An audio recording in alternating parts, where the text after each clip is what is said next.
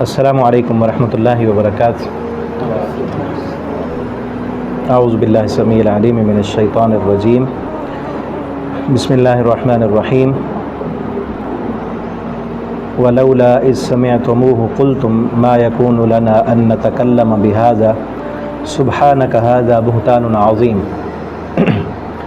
آج اس جامعہ میں ابن تیمیہ الاسلامی اس پلیٹ فارم سے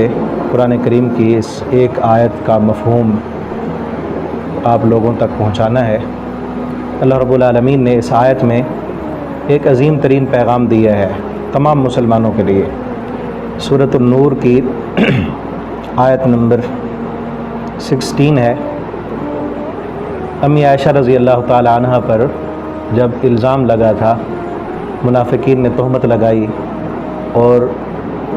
اس کے بعد امی عائشہ رضی اللہ تعالیٰ عنہ کی جب برات کا اعلان کیا گیا اور اس تہمت کو بتایا گیا کہ یہ بہتان ہے، اور پورا رکوع اللہ تعالیٰ نے امی عائشہ رضی اللہ تعالیٰ عنہ کی شان میں اور ان کی پاکیزگی میں بیان کیا، تو وہاں پر اللہ تعالیٰ نے ایک اہم ترین بات کی ہے، کیونکہ جب وہ الزام لگا تھا نا، اس وقت کئی سادہ مسلمان کمزور ایمان والے وہ باتیں سن کر آگے کر رہے تھے، بات آئی اور آگے پھیلا دی، جس طرح آج کل ہمارے عام سادہ مسلمانوں کا حال ہوتا ہے۔ کوئی بھی بات آئی میڈیا پر وہ آگے پھیلا دی، کوئی بھی بات آئی اس کو آگے شیئر کر، بغیر تحقیق کے، بغیر سوچے سمجھے میڈیا پر خبریں اور باتیں ان کو شیئر کرتے رہتے ہیں۔ تو اللہ تعالیٰ نے اس میں ایک اہم ترین پیغام دیا، فرمایا وَلَوْلَا إِذْ سَمِعْتُمُوهُ، یہ کیوں نہ ہوا، تم نے یہ کیوں نہیں کیا، إِذْ سَمِعْتُمُوهُ، جب تم نے وہ بات سنی، قُلْتُم، تو تم کہتے، ما یکون لنا ان نتکلم بہذا، ہمارے تو یہ لائق ہی نہیں کہ ہم اس موضوع پر بات کریں، ہمارا یہ لیول ہی نہیں، ہمارا یہ ایمان ہی نہیں۔ کس شخصیت کے بارے میں بات ہو رہی ہے؟ امی عائشہ رضی اللہ تعالی عنہ، جو نبی کریم صلی اللہ علیہ وسلم کی بیوی ہیں، آپ کی عزت ہیں، اور پورے مسلمان مومنین کی ماں ہیں، اس ماں کے متعلق بات کیسی ہو رہی ہے کہ ان پر الزام، ان پر بہتان۔ تو اللہ فرماتے ہیں جب تم نے یہ بات سنی، سن کر آگے تم کیوں کرتے رہے، اس بات کو آگے تم کیوں پھیلاتے رہے؟ تم یہ کہتے ما یکون لنا ان نتکلم بہذا، ہمارے تو یہ لائق ہی نہیں، ہمارے بس میں نہیں، ہمارا یہ لیول ہی نہیں، اتنی عظیم ترین ہستی کے بارے میں ہم بات کریں، اور بات بھی ایسی جو الزام ہے، تم اس کو آگے پھیلاتے رہے۔ تو اس میں پیغام یہ ہے،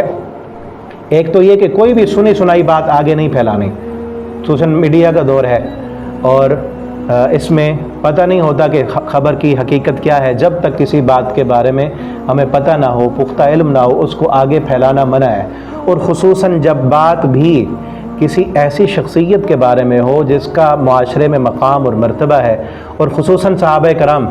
رضوان اللہ تعالی علیہم اجمعین، ان کے متعلق اگر کوئی بات آئے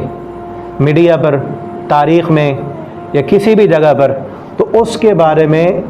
ہمیں اپنی زبانوں کو بند کر لینا چاہیے۔ نبی کریم صلی اللہ علیہ وسلم نے فرمایا میرے صحابہ کے متعلق جب کسی قسم کی کوئی تنقیص یا اس طرح کی بات ہو جس میں صحابہ کی شان میں کمی ہوتی ہو، تو تم اپنی زبانیں بند کر لیا کرو۔ آج اس میڈیا کے دور میں کئی لوگ میڈیا پہ بیٹھ کر، بند کمروں میں بیٹھ کر صحابہ کرام کے متعلق عدالتیں لگائے بیٹھے ہیں کہ فلاں صحابی حق پر تھے، فلاں حق پر نہیں تھے، جنگ ہوئی تھی امیر معاویہ رضی اللہ تعالیٰ عنہ کی اور حضرت علی رضی اللہ تعالیٰ عنہ کے آپس میں جنگ ہوئی، صحابہ کے اختلاف ہوئے، اور انہوں نے پھر صلح بھی کر لی۔ جب انہوں نے صلح کر لی تو ہمیں اس قرآن کریم کی آیت سے یہ پیغام ملتا ہے کہ ان کی اگر کس کی غلطی تھی، کس کی نہیں تھی، ہمارا یہ لیول نہیں ہے کہ ہم یہ گفتگو کریں اس کے متعلق کہ فلاں صحابی کی غلطی تھی، فلاں سے یہ غلطی ہو گئی۔ کوئی تجزیے کے نام پر کالم لکھ رہا ہے اور تاریخی تجزیے پیش کر رہا ہے کہ فلاں صحابی اگر یوں نہ کرتے تو پھر یوں ہو جاتا۔ عام حالات میں بھی نبی کریم صلی اللہ علیہ وسلم نے منع کیا ہے کہ لو نہیں کہنا، کلمہ لو جو ہے یہ شیطان کے دروازے کھولتا ہے اور انسان کو عقیدہ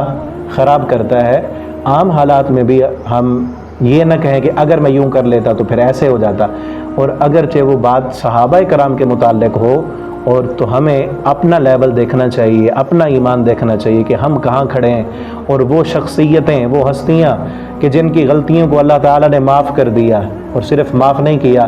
معافی کا اعلان بھی کیا قرآن میں، رضامندی کے سرٹیفکیٹ بھی دیے، جنت کی خوشخبریاں اور بشارتیں بھی دیں، اور نبی کریم صلی اللہ علیہ وسلم کو بھی کہا کہ ان سے غلطی ہو گئی ہے نا، فاعف عنہم، آپ بھی ان کو معاف کر دیں، واستغفر لہم، آپ ان کو معاف بھی کریں اور ان کے لیے اللہ سے بخشش کی دعا بھی مانگیں، وشاورہم فی الامر، ان کے ساتھ معاملات میں مشورہ بھی کیا کریں۔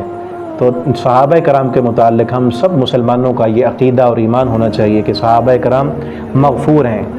انبیاء کی ذات معصوم ہے، ان سے کوئی غلطی ہوتی ہی نہیں ہے، اور صحابہ کرام مغفور ہیں کہ ان سے غلطیاں ہوئی ہیں، اللہ نے غلطیاں معاف کر دی ہیں، اور کسی کو یہ اللہ نے اختیار نہیں دیا کہ ان کی غلطیوں پر تبصرہ کرے اور ان کی غلطیاں آگے بیان کرتا پھرے۔ جو انسان تبصرہ کرے گا یا غلطیوں کو بیان کرے گا، یا ایسے کلپ سوشل میڈیا پر جو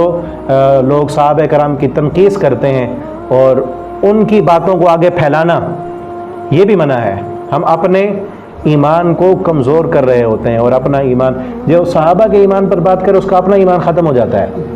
تو یہ آیت ہمیں پیغام دیتی ہے کہ عظیم ترین لوگوں کے بارے میں جب بات ہو تو ہمیں اپنا لیول دیکھنا چاہیے، اپنا ایمان دیکھنا چاہیے، ہم کتنی قربانیاں دیتے ہیں۔ صحابہ کرام نے کتنی قربانیاں دیں، ہر حال میں اللہ رب العالمین پر راضی تھے۔ اللہ تعالیٰ نے فرمایا نا، رضی اللہ عنہم، اللہ تعالیٰ ان سے راضی، وہ اللہ پر راضی۔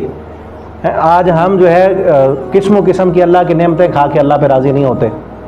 ہزاروں نعمتیں ہیں، آج یہاں لاکھ پتی بھی اللہ پہ راضی نہیں ہے، اور صحابہ کرام بھوکے رہ کر، کھجور کی سوکھی گٹھلیاں چوس کر، پیٹ پہ پتھر باندھ کے اللہ پہ راضی تھے، اپنی جانیں کٹا کے، اپنے بچے چھنوا کے، اپنا گھر بار مال سب کچھ دین کے لیے لٹا کے اپنے رب پہ راضی ہو گئے، تبھی آج ہمارے پاس دین پہنچا ہے۔ اور اللہ نے یہ اعلان کیا ہے، فَإِنْ آمَنُوا بِمِثْلِ مَا آمَنْتُمْ بِهِ فَقَدْ اهْتَدَوْا، ویسے ایمان لاؤ جیسا ایمان نبی کریم صلی اللہ علیہ وسلم کے صحابہ کا تھا، فَقَدْ اهْتَدَوْا، تو تم بھی کامیاب ہو جاؤ گے۔ اللہ تعالیٰ سے دعا ہے اللہ رب العالمین ہمیں بھی صحابہ کرام جیسا ایمان لانے کی